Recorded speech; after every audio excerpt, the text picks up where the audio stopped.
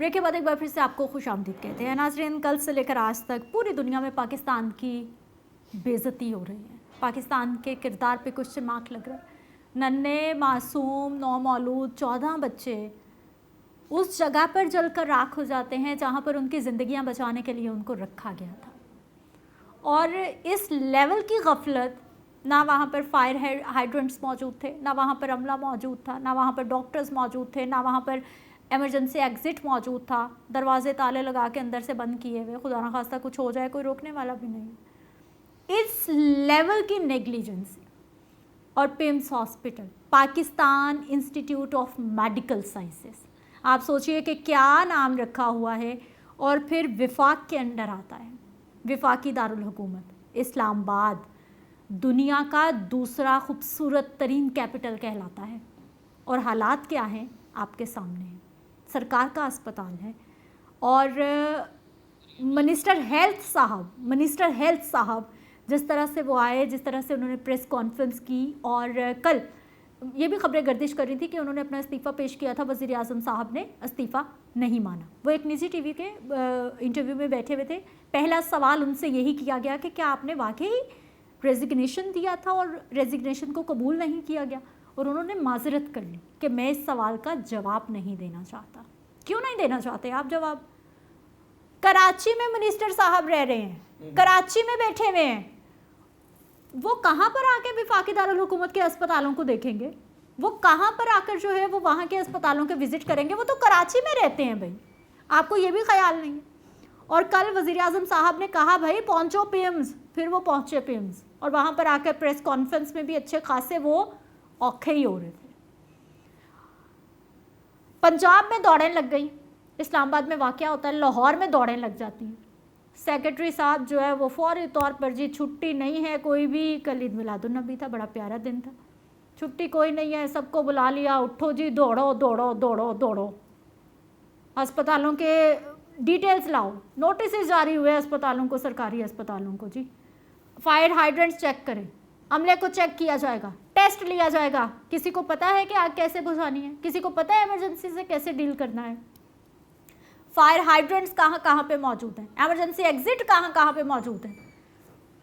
14 जिंदगियां जान से चली गई, उसके बाद दौड़ें लग रही। और ये पहला वाक़या थोड़ा है, ये तो पे दर पे इस तरह के वाक़यात होते आ रहे हैं। हम रोते पीटते जा रहे हैं लेकिन सिस्टम नहीं बदल रहा।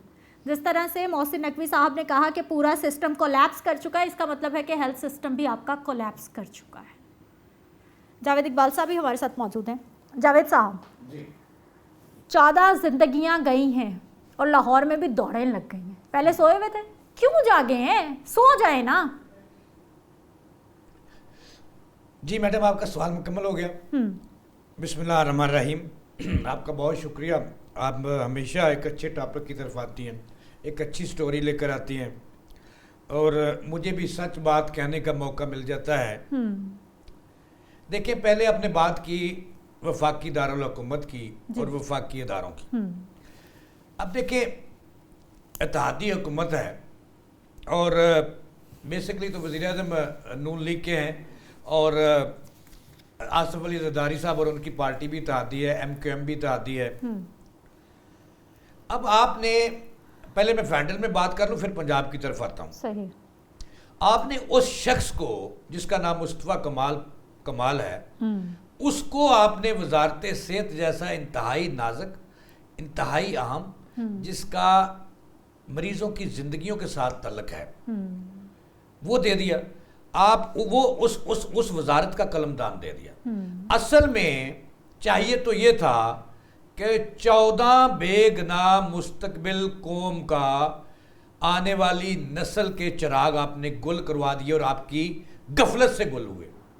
आपने उस अस्पताल में ऐसे ताले लगा रखे थे हर वार्ड को, और मुझे शर्म आती है कि रेस्क्यू टीमें जो है दीवारें तोड़कर उन्होंने जले हुए बच्चों को अंदर से निकाला और मजीद जो उसके ऊपर बलाई मंजिल पे थे उनको बाहर निकाला। अब टोटली 17 अस्पताल हैं फेडरल के, उनको आप विजिट नहीं कर सकते। मिनिस्टर साहब जाते हैं कराची, मैं तो चाहूंगा कि आप उनकी वीडियो कॉम को अपने नाज़रीन को दिखाएं। वो एक औरत आती है दौड़ी हुई, कहती है खुदारा मेरे बाप को बचा लो। वो कहता है तेरे तुझे, वो मिनिस्टर साहब फरमाते हैं कि ये तेरे बाप का हॉस्पिटल है, अगर ये अस्पताल ना होता तो तेरे पास 2 लाख रुपए थे पर डे देने कहती जी जी, वो कह रहे हैं भाई 20,000 रुपए यहाँ का मर जाता यहाँ पे। अब वो पुरानी वीडियो आजकल बड़ी वायरल हो रही है। ऐसे शख्स को जो एक दुखियारी बेटी को धमकियां दे रहा है और कह रहा है कि चुप कर, और उसको हर तरीके से डांट रहा है, मुझे वो वीडियो जब मैंने देखी तो मेरा सर शर्म से झुक गया कि हमारी नून लीग की हुकूमत में ऐसे गुंडे वजीर बने हुए हैं जो सवाल करने की इजाजत नहीं देते, फरियाद करने की इजाजत देते। कल बच्चे वहां पे कौम के 14 चले गए और मैं समझता हूं कि कोला बन गए। इनकी नाहलिक तो वजीर साहब को, वजीर मसूफ को तो जो है ना उसको इस्तीफा दे देना चाहिए था। मैं तो कहता हूं कि वजीर आज़म साहब सेक्रेटरी की मुअत्तली मसले का हल नहीं है। ये दुनिया में होता तो, बरतानिया में होता तो वजीर आज़म अब तक इस्तीफा दे चुका होता, अपनी नाहली तस्लीम कर चुका होता। लेकिन यहाँ ज़मीर मुर्दा है। यहाँ जब 700 बंदा मर जाता है तो फिर हमारी हुकूमतें जागती हैं। मिनिस्टर साहब से कोई ये क्यों नहीं सवाल कर रहा कि आप कराची में रहते हैं, आज तक अपने विजिट्स बताएं कि आपने विफाकी दारुल हुकूमत के कितने अस्पतालों में कितने विजिट किए हैं जब से आपके पास वज़ारत? सिर्फ लाहौर के शेख ज़ायद का विजिट किया, या वो कराची में एक उस अस्पताल में गए थे जहां एक खतून बेचारी को उन्होंने डांटा था और धमकियां दी थी। उसके बाद मुझे नहीं लगता वजीर साहब ने कहीं विजिट किए हों, और बहुत बुरे हालात हैं फेडरल हुकूमत के न्यू हॉस्पिटल में वजीर आला साहिबा गई थी। अच्छा, अब आते हैं। 1 मिनट लगाया था उन्होंने, पूरे का पूरा अमला एमएसए वो सबको उड़ा के रख दिया। तो पिम्स में ऐसा क्या मसला है? देखिए, मसला ये है कि वजीर साहब को वो जिम्मेदार है, उसको इस्तीफा देना चाहिए, और ये कौम उनका इस्तीफा मांग रही है और आने वाले दिन जो है वो मुझे खराब नजर आ रहे हैं। अब आते हैं पंजाब की तरफ। आपने अपने इंटरव्यू में कहा कि दौड़ें लग गई, और देखिए इतना बड़ा वाकया हुआ। अब ये सेक्रेटरी सेहत अजमत महमूद खान ने बहुत अच्छा किया कि उन्होंने छुट्टी नहीं देखी। उन्होंने पूरा अमला, पूरे अस्पतालों के, टीचिंग अस्पतालों के मेडिकल सुपरिटेंडेंट, वीसी और प्रिंसिपल्स तलब किए और उनसे पूछा क्या कि 2025 में 11 अक्टूबर 2025 को मैंने एक नोटिस जारी किया था कि तमाम अस्पताल अलर्ट रहें और अपने जो फाइटिंग सिस्टम है, जो एग्जिट है इमरजेंसी, उनको मुतहरक करें और बिजली की वायरिंग दुरुस्त करें। क्या है अस्पतालों में, मुझे रिपोर्ट दो। तो मैं समझता हूँ कि कबल वक्त उन्होंने ये अच्छा स्टेप लिया और अब पूरी डांग लेके वो चढ़ गए। अस्पतालों को 19 टीचिंग अस्पतालों को 29 अगस्त की डेडलाइन दे दी है कि 29 अगस्त तक एक्यूरेट सिस्टम करके मुझे रिपोर्ट दें। अच्छा, जावेद साहब, आपकी मैंने बात मान ली कि सेक्रेटरी साहब एकदम से उठे हैं, भाई उनको ख्याल आ गया, उन्होंने कोई बहुत ही आला कदम। आपने बताया जी 11 अक्टूबर 2025 को उन्होंने नोटिस जारी किए और उन्होंने अहकामात दिए। 11 अक्टूबर 2025 से आज 10 महीने तो हो गए ना, तकरीबन हो गए ना 10 महीने। 10 महीने सेक्रेटरी साहब सो रहे थे, किसी ने नहीं पूछना था रिपोर्ट। हाँ, वो भी इंतजार कर रहे थे कि 14 नौमौलूद जलकर खाकिस्तान हो जाए तो फिर मैं पूछूं कि भाई मैंने तो नोटिस कर दिया था, बस मेरी जिम्मेदारी पूरी। नहीं, वो उन्होंने अपना जो नोटिस किया था। देखिए, ये जो कैप्टन होता है ना किसी महकमे का, वो सेक्रेटरी होता है, मिनिस्टर नहीं होता। मिनिस्टर सिर्फ टोट टप्पे के लिए होता है। अच्छा, तो उन्होंने उनको लेटर याद था, वो नोटिफिकेशन की, उसने कहा जी उसके मुताबिक क्या क्या किया आपने। उन्होंने सब रिपोर्ट्स अपनी मरतब की, कुछ भी नहीं हुआ। कुछ जराए कहते हैं नहीं, बहुत सारे काम हुए, लेकिन उन्होंने 29 अगस्त की डेडलाइन दी है। भी नहीं लिया। अब सर मसला यहाँ पे फॉलो अप का ही मसला है। एक बार इन्होंने फायर हाइड्रेंट्स लगा भी देने हैं, एक बार इन्होंने वायरिंग चेक कर भी लेनी है, लेकिन मसला तो सर मेंटेनेंस का है जी। फायर हाइड्रेंट्स की जो एज है वो 3-6 महीने, अगर मैं गलत नहीं हूँ, हो सकता है इससे ज्यादा मेरे पास इंफॉर्मेशन नहीं है इसकी। आखिर उसके बाद उनको तब्दील करना है, वो एक्सपायर होते हैं, मुझे नहीं पता महीने हैं या साल हैं, जो भी हैं, ठीक है।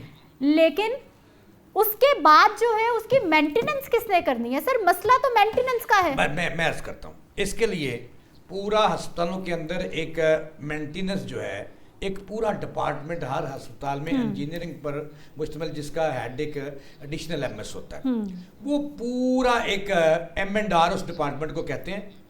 वो पूरा एक डिपार्टमेंट मौजूद है जो हर महीने रिपोर्टें जमा करवाता है कि ये चीज़ें होगी। लेकिन मैं समझता हूँ कि इस मरतबा जब अस्पतालों की एडमिनिस्ट्रेशन ने कहा कि पैसे की कमी है, तो जराए ये बता रहे हैं मेरे कि इन पे फिर सेक्रेटरी साहब बरसे। उन्होंने कहा, मिनिस्टर साहब मौजूद थे, ख्वाजा सलमान रफीक साहब मौजूद थे, उन्होंने कहा कि हर टीचिंग अस्पताल में एक बोर्ड मौजूद है, बोर्ड से आप मंजूरी लें, जितने पैसे लगते हैं ला दें। अगर किसी जगह आग लग गई, किसी बच्चा नर्सरी में, या किसी जगह को मसला बन गया, या कोई एसी फट गया या कंप्रेसर फट गया, तो जिम्मेदार फिर वहां का एमएस और प्रिंसिपल होगा। सही।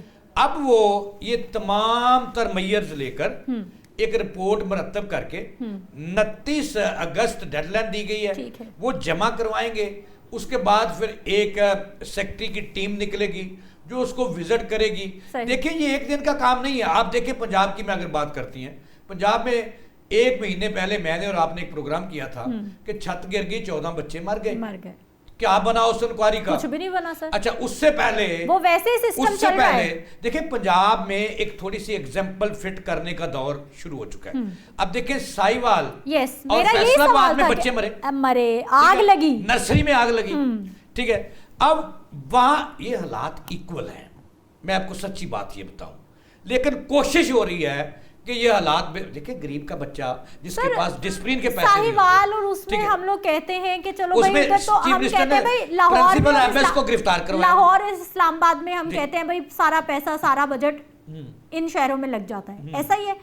अब इस्लामाबाद ना सिर्फ पाकिस्तान, पूरी दुनिया की क्रीम इस्लामाबाद में आती है जी। वहां पर इस तरह का वाकयात हो जाना कितना बड़ा क्वेश्चन है। शर्म कम काम है, शर्म कम काम है। अब देखिए, उस अस्पताल का फंड पता कितना है? 50 अरब रुपया। कहाँ जाता है वो? उसका स्पेशल ऑडिट वजीर आजम को करना चाहिए कि जब एक बच्चा नर्सरी सबसे हसास तरीन एरिया होता है, वहां पे बच्चे या अल्लाह के हवाले होते हैं या डॉक्टरों के रहमो करम पर। माएँ आती हैं फीडिंग कराने के लिए दिन में 2 मरतबा, सुबह 6 बजे या 7 बजे और शाम को 6-7 बजे। तो वहां पे तो ये मैं समझता हूं कि ब्लंडर हुआ है।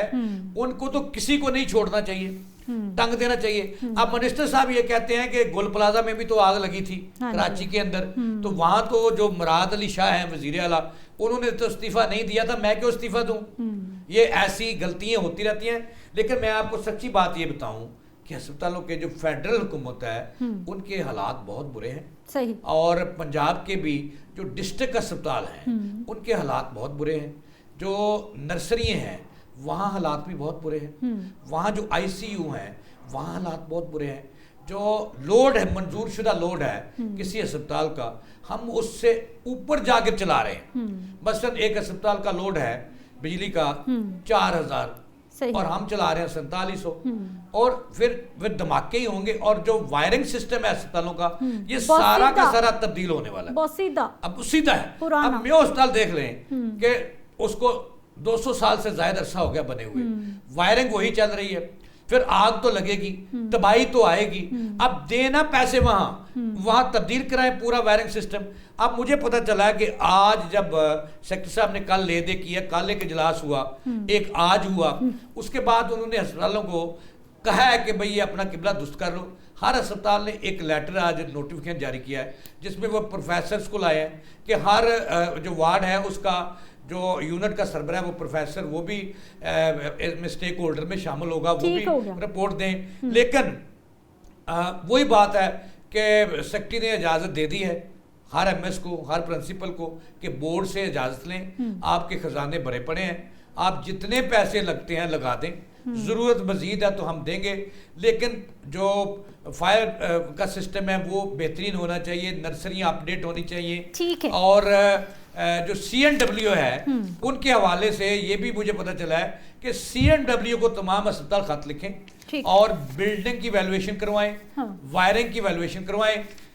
ये अगर मामला दुरुस्त हो जाते हैं, महकमे काम करना शुरू हो जाते हैं, अस्पताल काम करना शुरू हो जाते हैं, तो मेरा नहीं ख्याल कि ऐसे सानियात हो सकते हैं। अल्लाह करे कि इन लोगों को ख्याल आ जाए, हम तो दुआ कर सकते हैं, उम्मीद की जा सकती है। बहुत शुक्रिया जावेद इकबाल साहब, आप हमारे साथ मौजूद रहें। 1-2 महीने पीछे चले जाएं, ट्यूशन सेंटर की छत गिरती है, 14 बच्चे, ज़िंदगी का खात्मा हो जाता है उनका, और एकदम से एजुकेशन सिस्टम की दौड़ें लग जाती हैं, भाई अब हमने पता नहीं क्या कर देना। कुछ नहीं हुआ, कुछ भी नहीं हुआ। साहिवाल में बच्चे जलकर मर जाते हैं, एकदम से सिस्टम की दौड़ें लग जाती हैं कि हमने पता नहीं क्या ही कर देना है, कुछ नहीं हुआ। मुल्तान के नेशनल हॉस्पिटल के डायलिसिस सेंटर से लोगों को HIV हो जाता है, 250 से 300 मरीजों को, सिस्टम की दौड़ें लग जाती हैं। उसके बाद क्या हुआ? कुछ नहीं हुआ। कराची में बच्चों को HIV हो जाता है अस्पताल से, उसके बाद क्या हुआ? कुछ भी नहीं हुआ। तो फिर हम कैसे उम्मीद रखें कि ये 14 नौमौलूद अपनी ज़िंदगियों का इस तरह से ख़ात्मा करवा कर कौम के लिए कोई बेहतरी ला सकते हैं? मुझे उम्मीद नहीं है। लेकिन खैर, देर है अंधेर नहीं है, उम्मीद पे दुनिया कायम है। मुझे इजाज़त दीजिए, अगले प्रोग्राम में मुलाकात होगी। अल्लाह निगहबान।